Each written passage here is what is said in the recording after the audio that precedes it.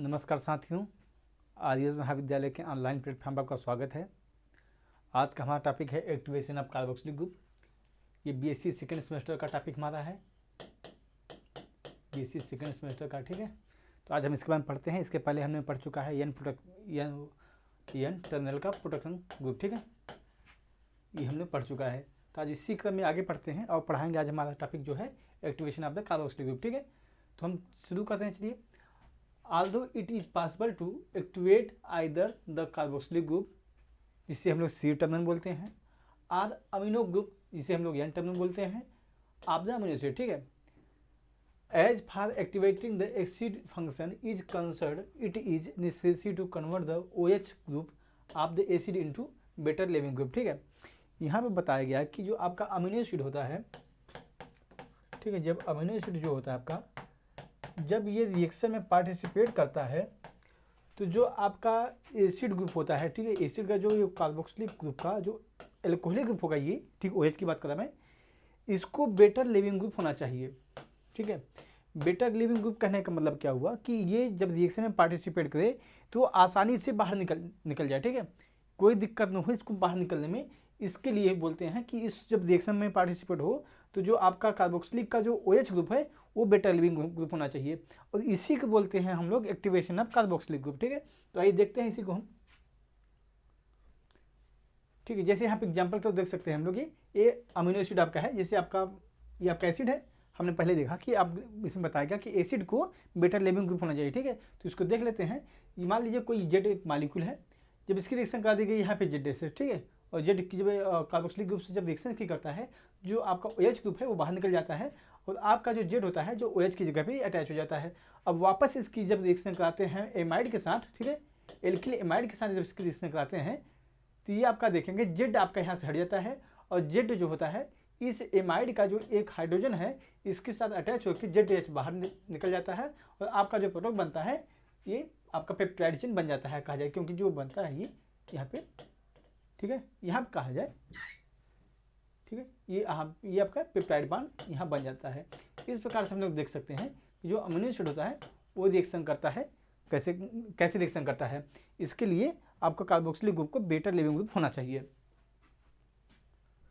अब इसको हम देख लेते हैं रिएक्शन के माध्यम से। पहला आपका जो मेथड है एसिड क्लोराइड के साथ जब रिएक्शन होती है, तो एसिड क्लोराइड हम देख लेते हैं।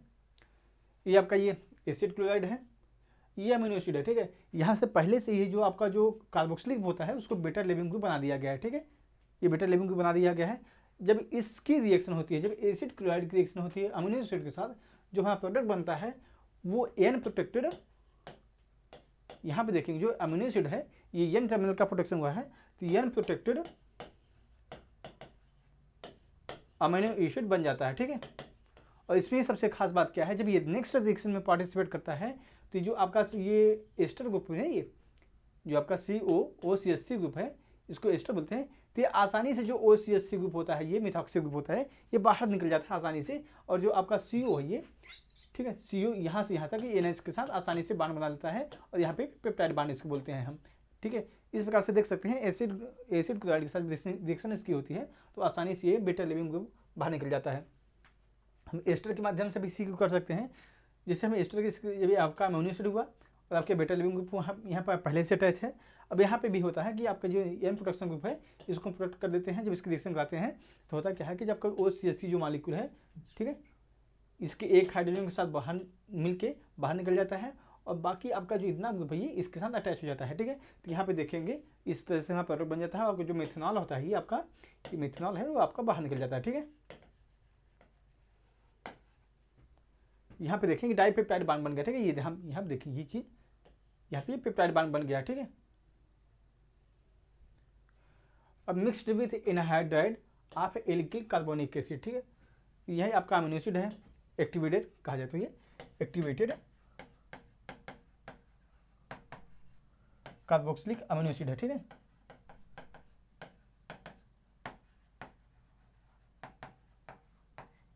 ये आपका एक्टिवेटेड कार्बोक्सिलिक अमीनो एसिड है। ठीक है, और ये आपका एनहाइड्राइड है। ये जब इसकी रिएक्शन कराते हैं हम लोग, जब इसकी रिएक्शन करा देते हैं तो यहाँ पे भी देखेंगे हम जो आपका जो एमाइड ग्रुप है इसके साथ ये प्रोटेक्शन कर देता है, ठीक है। यहाँ पे देखेंगे यहाँ पे एन टर्मिनल का एन टर्मिनल प्रोटेक्शन ग्रुप, ठीक है, प्रोटेक्टिंग एजेंट के तौर पे काम करता है। और यहाँ पे प्रोटेक्टिंग एजेंट की इसलिए लगाया गया है ताकि जब नेक्स्ट रिएक्शन में ये पार्टिसिपेट करे तो इसके अलावा जो इसका जो कार्बोक्सिलिक ग्रुप होता है इसके अलावा ये रिएक्शन ना करे, ठीक है। यहाँ पे जब रिएक्शन करता है तो जो आपका OCH3 होता है वो बाहर आराम से निकल जाता है क्योंकि ये बेटा लिविंग ग्रुप है।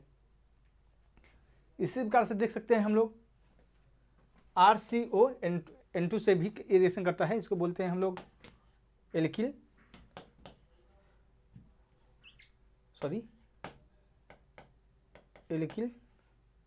कार्बोनिल नाइट्राइड, ठीक है, एल्किल कार्बोनिल नाइट्राइड इसको बोलते हैं हम लोग, ये RCO N2 से जब इसकी रिएक्शन कराते हैं तो होता क्या है, ये भी वही प्रोसेस करता है, ये एन प्रोटेक्टिंग एजेंट का काम करता है। बाकी आपका जो कार्बोनिल ग्रुप होता है ये एसिड का जो एसिड के जो OH होता है उसकी जगह पे ही आपका मेथॉक्सिल ग्रुप लग जाता है और ये बेटा लिविंग ग्रुप होता है।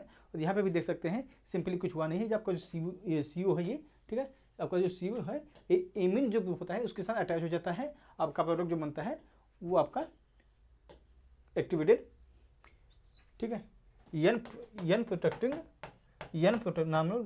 Nitrogen protected carboxylic activated group बनता है, ठीक है। अब ये आगे रिएक्शन में पार्टिसिपेट करता है तो आपका जो OCH3 होता है यहाँ पे ये रिएक्शन यहीं करता है और आसानी से जो आपका OCH3 होता है वो बाहर निकल जाता है, आपका प्रोडक्ट बन जाता है और जो हमारा बॉन्ड बनता है पेप्टाइड बॉन्ड बनता है, ठीक है। इसको हम आगे से और समझेंगे अभी, पहले कपलिंग रीजन देख लेते हैं, ठीक है। वो हमने बेसिक अभी देखे कि हमने कैसे एक्टिवेट किया है कार्बोक्सिलिक ग्रुप पे, ठीक है। Several reagent have been developed that allow the both coupling and activation, ठीक है। यहाँ पे हमने देखा इसके पहले देखते में, कल हमने एक्टिवेशन देखा था, उसके बाद कपलिंग कर रहे थे और नाइट्रोजन का प्रोटेक्शन कर रहे थे, ठीक है। यहाँ पे क्या होता है, जो आपका एक मॉलिक्यूल होता है DCC जिसे हम बोलते हैं, ठीक है, वो कपलिंग और एक्टिवेशन दोनों एक साथ करता है, उसी की यहाँ बात की जा रही है। Several reagent have been developed that allow both coupling and activation of the C terminal and of the amino acid, ठीक है। The most versatile of this is dicyclohexyl carbodiimide, ठीक है, इससे बोलते हैं हम लोग DCC बोलते हैं, DCC, ठीक है, DCC। अब DCC जो होता है वो आपका बेटर डिहाइड्रेटिंग एजेंट होता है। DCC is an effective catalyst for condensation process, ठीक है, एक कंडेंसेशन प्रक्रिया होती है, आपका जो DCC होता है वो बेटर कंडेंसेशन प्रोसेस के लिए उपयुक्त होता है आप कार्बोक्सिलिक एसिड एंड एमीन, ठीक है। यहाँ बताया गया था कि आपका जो DCC होता है वो जो कार्बोक्सिलिक एसिड होता है अमीनो एसिड में और जो अमीनो एसिड में उसके लिए एक कंडेंसेशन के लिए ज़्यादा बेटर होता है। DCC react with the free carboxylic end of one amino acid or peptide that is to be coupled forming an activated ester intermediate, ठीक है। होता क्या है, जब DCC का जो फ्री टर्मिनल होता है, अब फ्री टर्मिनल जो होगा जैसे लास्ट वाला जो होता है कार्बोक्सिलिक वही अक्सर फ्री टर्मिनल होता है, जब उसके साथ DCC की रिएक्शन हम करते हैं और ये आपका बनाता है एक्टिवेटेड एस्टर इंटरमीडिएट, ठीक है, और वही आगे चल के रिएक्शन में पार्टिसिपेट करता है और वो आपका पेप्टाइड बॉन्ड क्रिएट करता है। The intermediate then react with in situ with amino acid or peptide to provide the new peptide, ठीक है। जो आपका इंटरमीडिएट होता है वही बता रहा हूँ मैं कि जो आपका इंटरमीडिएट होता है वही अमीनो एसिड का रिएक्शन करता है और पेप्टाइड बॉन्ड बनाता है। जैसे यहाँ पे देख सकते हैं आपका DCC है, ठीक है। अब यहाँ पे क्या है, यहाँ पे N terminal protected amino acid है, ठीक है। N terminal protected amino acid के लिए हम कौन सा इस्तेमाल करते हैं, एक बॉक इस्तेमाल करते हैं, ठीक है, आपका प्रोटेक्टिंग एजेंट है, और एक CBZ होता है, ठीक है, उसको हम इस्तेमाल करते हैं। तो यहाँ पर कोई भी एक हो सकता है, ठीक है। यहाँ पे एन टर्मिनल अमीनो एसिड है, ठीक है, N terminal protected amino acid है, ठीक है। जब इसकी रिएक्शन करते हैं DCC के साथ होता क्या है देखेंगे हम, जो आप देखिए यहाँ पे जो DCC है इसकी यहाँ पे ये, ठीक है, ये आपका जो OH ग्रुप है ये बेटा लिविंग ग्रुप बनाते हैं पहले तो, ठीक है, यहाँ बनाया नहीं गया है, मान लीजिए इसको बेटा लिविंग ग्रुप बनाने के लिए हम OH यहाँ पे OH को OCH3 कर सकते हैं, ठीक है, ये आराम से निकल सकता है। यहाँ पे क्या होता, ये जो आपका कार्बोनिक ग्रुप है यहाँ पे रिएक्शन कर लेगा, ठीक है, इसके साथ, और आपका प्रोडक्ट बन जाएगा, कुछ इस तरीके से इसका प्रोडक्ट बनता है, ठीक है। इसको बोलते हैं एक्टिवेटेड इंटरमीडिएट एस्टर, ठीक। यहाँ इसमें ये बोला गया था जो ये कार्बोक्सिलिक ग्रुप के साथ रिएक्शन करता है वो एक्टिवेटेड और कपलिंग दोनों एक साथ ही करता है, ठीक है। तो जो इसका एक्टिवेशन होता है जब डीसीसी के साथ जब रिएक्शन करते हैं वो एक्टिवेशन भी करता है साथ में और कपलिंग भी कर देता है। जो आपका ये अब ये चीज़ें दोनों एक साथ ही होती हैं, ठीक, एक ही स्टेप में होती हैं। अब होता क्या है, अब यहाँ पे हमने देखा था एन टर्मिनल प्रोटेक्शन ग्रुप लगा हुआ है, ठीक है। अब कोई एक और प्रोडक्ट आता है जिसका सी टर्मिनल होता है वो प्रोटेक्टेड होता है और वो रिएक्शन करता है इससे, ठीक है। तो जो हम यहाँ पे देखेंगे क्या, जो आपका ये जो बॉन्ड है यहाँ पे ये, ठीक है, इसके साथ जो ये NH2 है यहाँ पे जुड़ जाता है और आपका ये DCC जो होता है वो बाहर निकल जाता है, ठीक है। तो यहाँ पे देखेंगे कुछ इस तरीके से आपका प्रोडक्ट बनता है फिर, ठीक है। ये आपका प्रोडक्ट बनता है और आपका जो DCC है ये बाहर निकल जाता है और ये आपका यूरिया का डेरिवेटिव बनाता है, ये आपका यूरिया का डेरिवेटिव बनाता है, ठीक है। तो यहाँ पे देख सकते हैं, चाहेंगे हम यहाँ पे ये आपका ये पेप्टाइड बांड है, ये आपका पेप्टाइड बांड है, ठीक है। तो इस प्रकार से देख सकते हैं DCC का इस्तेमाल करते हैं हम किसी भी प्रोडक्ट को बनाने के लिए। और ये आपका भी प्रोटेक्टिंग एजेंट लगा हुआ है। अगर चाहेंगे इसको हम बाहर, अगर हमें मान लीजिए और भी लंबी सीखना चाहिए होगी तो इसको हम हटा के और भी नेक्स्ट प्रोडक्ट बना सकते हैं, वापस DCC की रिएक्शन कराएंगे और ये इस तरीके से रिएक्शन की बढ़ती चली जाएगी आगे फिर, ठीक है। ये आपका पहला प्रोसेस हुआ। इसमें ये आपका ये है बॉक है, ठीक है, ये आपके बॉक ये प्रोटेक्टिंग एजेंट है। ये अमीनो एसिड आपका है और इससे बोलते हैं हम लोग ग्लाइसिन। ग्लाइसिन का स्ट्रक्चर आपको पता ही है, सी ये आपका होता है NH2 होता है आपका, H होता है, यहाँ पे भी H होगा और COOH होता है, ठीक है। ये ओपन चेन फॉर्म में है, ये नाम नहीं लिखा गया ये, ठीक है। आपका ग्लाइसिन है। जब ग्लाइसिन का हम पहले करते क्या है, इसका हम प्रोटेक्शन कर देते हैं, जो आपका एन टर्मिनल होता है इसका प्रोटेक्शन कर देते हैं और 0 डिग्री सेल्सियस पर जब इसकी रिएक्शन कराते हैं तो आप देखेंगे यहाँ पे जो आपका ये अमीनो एसिड ग्रुप है, ये अमीनो एसिड है, ठीक है। और ये आपका जो है CB है, ठीक है, बॉक एजेंट है, ठीक है। बॉक एजेंट है, ये बॉक एन टर्मिनल प्रोटेक्टिंग एजेंट है। यहाँ पे देख सकते हैं जो हमारा प्रोडक्ट बना है फिर ये एन प्रोटेक्टेड ग्लाइसिन हमारा प्रोडक्ट बन गया है। अब नेक्स्ट पार्ट में क्या करते हैं, ये आपका सोडियम एजाइड है, ठीक है। जब इसकी रिएक्शन कराते हैं हम, सोडियम एजाइड की रिएक्शन कराते हैं तो ये करता क्या है, जो आपका जो कार्बोक्सिलिक ग्रुप होता है अमीनो एसिड का उसके साथ ये रिएक्शन कर लेता है और इस प्रकार से हमारे प्रोडक्ट बनाता है पहला, ठीक है। ये हमारा प्रोडक्ट बना पहला, इसको बोलते हैं N protected glycine with activated carboxylic group, ठीक है। इसके इस तरीके से देख सकते हैं। अब ये जो हमारा अभी बना है प्रोडक्ट, ये अब रिएक्शन में पार्टिसिपेट करने के लिए एकदम तैयार है ये कहा जाए तो, क्योंकि अगर जो इसके साथ अगर नेक्स्ट जो अमीनो एसिड होगा जब इसकी रिएक्शन होगी तो ये आसानी से रिएक्शन कर सकता है। तो अब यहाँ पर हमने देख लिया आपका प्रोडक्ट तैयार है रिएक्शन करने के लिए। अब यह क्या करते क्या है, अब एक दूसरा अमीनो एसिड लेते हैं जिसकी हमें आवश्यकता है, जो हम प्रोडक्ट बनाना चाहते हैं। मान लीजिए इसके पहले हम ये ग्लाइसिन लिया था, ठीक है, ग्लाइसिन लिया था, हमें प्रोडक्ट बनाना है ग्लाइसिन और एलेनिन, ठीक है। तो यहाँ पे क्या करते हैं, ग्लाइसिन हम ले चुके हैं, अब एलेनिन को लेते हैं, ठीक है। ये आपका एलेनिन है। अब एलेनिन में क्या करते हैं, जो आपको कार्बोक्सिलिक ग्रुप है इसका हम प्रोटेक्शन कर देते हैं और इसके लिए हम लेते हैं बेंजिल एल्कोहल, ठीक है। ये आपका बेंजिल एल्कोहल है। बेंजिल एल्कोहल जब हम रिएक्शन कराते हैं तो यहाँ पे देखेंगे ये आपका जो ये है इसके साथ रिएक्शन, ये आपका जो COH है कार्बोक्सिलिक ग्रुप होता है, इसका जो OH है इसके और ये जो ये चीज़ का, ठीक है, ये बाहर निकल जाता है, H2O बाहर निकल जाता है और इस तरीके से आपका C प्रोटेक्टेड एलेनिन आपका प्रोडक्ट बनता है, ठीक है। ये आपकी रिएक्शन हुई, ये आपका सेकेंड प्रोडक्ट हुआ और इसके पहले जो हमारा था ये आपका फर्स्ट है, ठीक है। अब इस N protected glycine with activated जो कार्बोक्सिलिक ग्रुप है इसकी रिएक्शन करा देते हैं हम C प्रोटेक्टेड एलेनिन के साथ, ठीक है। अब जब इसकी रिएक्शन कराते हैं जो हमारा प्रोडक्ट बनता है, देखिए N protected C protected glycine alanine बनता है, ठीक है। क्योंकि यहाँ पे ये जो आपका प्रोडक्ट है ये, ठीक है, जो एजाइड होता है ये, ठीक है, ये बाहर निकल जाता है क्योंकि बेटा लिविंग ग्रुप हम बनाने उसको बनाया था कार्बोक्सिलिक ग्रुप को। इस तरीके से देख सकते हैं जो हमारा प्रोडक्ट बनता है जब पहले इसकी जब, ठीक है, ये इसकी रिएक्शन जब हम कराते हैं, ये आपका पहला है और ये, ठीक है, ये आपका जो C प्रोटेक्टेड एलेनिन है, जब इसकी रिएक्शन करा देते हैं हम लोग तो आपका जो हम प्रोडक्ट बनता है एन प्रोटेक्टेड और C प्रोटेक्टेड ग्लाइसिन और एलेनिन बनता है।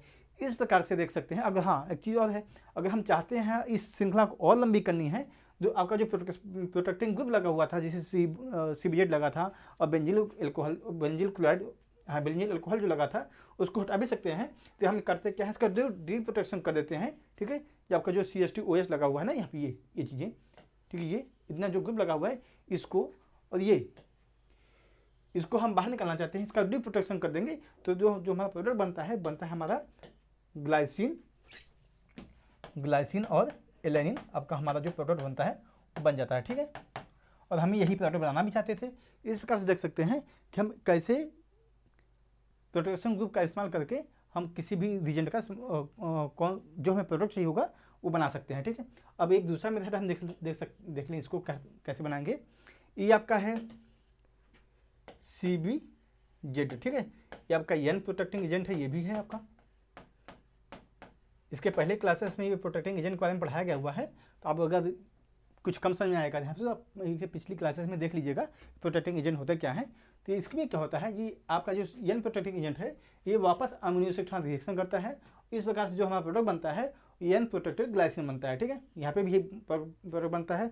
उसके बाद होता है क्या, हम लेते हैं इथाइल, ये आपका ये, ठीक है, ये है जो आपका इथाइल एसीटेट क्लोराइड, ठीक है। ये आपका जो प्रोडक्ट है ये इथाइल एसीटेट क्लोराइड लेते हैं, और ये जो आप प्रोडक्ट आपका होता है इसकी रिएक्शन हो जाती है जो आपका CH2 जो कार्बोक्सिलिक ग्रुप है उसके साथ, ठीक है। तो इस प्रकार से देख सकते हैं हमारा जो प्रोडक्ट बना हुआ ये आपका जो प्रोडक्ट है N protected glycine with activated carboxylic group, ठीक है। जैसा कि इसके पहले की रिएक्शन जो बताया गया था वही सेम प्रोडक्ट बनाया गया। ये दूसरा मेथड है जिससे हम इसके पहले रिएक्शन हमने देखा था, हमने बॉक रीजेंट का इस्तेमाल किया था। यहाँ पर हमने CBZ का इस्तेमाल कर रहे हैं, ठीक है, जो प्रोटेक्टिंग एजेंट है उसकी बात कर रहा मैं। तो यहाँ पे देख सकते हैं इस प्रकार से आपका ये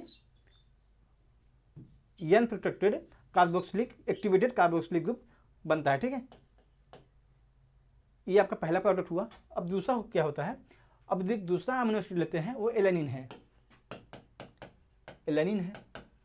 अब इसकी रिएक्शन कर देते हैं बेंजील अल्कोहल के साथ, और ये क्या करता है, C प्रोटेक्टेड का काम करता है, ये कार्बोनिक ग्रुप का जो प्रोटेक्शन करता है वो करता है। तो वापस इसने क्या किया, जो कार्बोक्सिलिक ग्रुप होता है इसको प्रोटेक्टिंग एजेंट का काम करता है। अब करते क्या है, आपका ये चौथा प्रोडक्ट हुआ, ठीक है। और ये जो आपका ये वाला प्रोडक्ट है, ठीक है, हाँ ये वाला प्रोडक्ट, ये आपका पहला प्रोडक्ट, तीसरा प्रोडक्ट था। अब तीसरे और चौथे के हम रिएक्शन कर देते हैं। तीसरा वाला क्या था कि N protected with activated glycine activated carboxylic group था, ठीक है। और आपको जो ये चौथा प्रोडक्ट है ये C प्रोटेक्टेड एलेनिन है। जब इसकी रिएक्शन करा देते हैं हम दोनों की, तो होता क्या है कि ये जो आपका जो कार्बोक्सिलिक ग्रुप होता है एस्टेट था, इसकी बात कर रहा मैं, ये, ठीक है। यहाँ पे ये जो प्रोडक्ट है यहाँ पे ना, ये आपका बेटा लिविंग ग्रुप होता है, जिसे हम बताया था एक्टिवेटेड कार्बोक्सिलिक ग्रुप का मतलब हुआ वो आसानी से रिएक्शन में पार्टिसिपेट करे और बाहर निकल जाए, ठीक है। जो हमारा डिजायर प्रोडक्ट होता है वो बना के बाहर निकल जाए। तो होता क्या है कि वो तीसरा और चौथा जो प्रोडक्ट होता है जब उसकी रिएक्शन करा देते हैं हम, तो आपका जो बनता है प्रोडक्ट जो बनता है ये बनता है N प्रोटेक्टेड ग्लाइसिन और एलेनिन, ठीक है, समझ रहे हैं। अब यहाँ पे क्या हुआ, पहले तो जब इसकी हम तीसरी और चौथे रिएक्शन कराते हैं तो आपको बनेगा N प्रोटेक्टेड ग्लाइसिन एलेनिन, और C प्रोटेक्टेड भी बनता है, ठीक है। क्योंकि जो हमारा जो प्रोडक्ट बनता है, एक में हमने CBZ का इस्तेमाल किया था वो N प्रोटेक्शन के लिए, और बेंजील अल्कोहल का इस्तेमाल किया था हमने C प्रोटेक्शन के लिए, ठीक है। और इसलिए हमारा जो प्रोडक्ट बनता है N प्रोटेक्टेड और C प्रोटेक्टेड ग्लाइसिन और एलेनिन बनता है, ठीक है। अब उसमें होता क्या है कि हम इसके बेस के साथ जब रिएक्शन कर देते हैं, ठीक है, इसके जब हम बेस के साथ इसकी जब हम रिएक्शन करते हैं, जो आपका जो C प्रोटेक्टेड ग्रुप होता है वो बाहर निकल जाता है। और जब हम इसका जो हाइड्रोजनेशन जब करा देते हैं पैलेडियम के साथ करा देते हैं, जो आपका N प्रोटेक्शन ग्रुप होता है वो बाहर निकल जाता है। इस प्रकार से हम देखते हैं कि ग्लाइसिन और एलेनिन जो हमारा प्रोडक्ट होता है वो बन जाता है। तो आज की क्लास में इतना ही था, बाकी हम कल पढ़ेंगे सॉलिड फेज सिंथेसिस, ठीक है।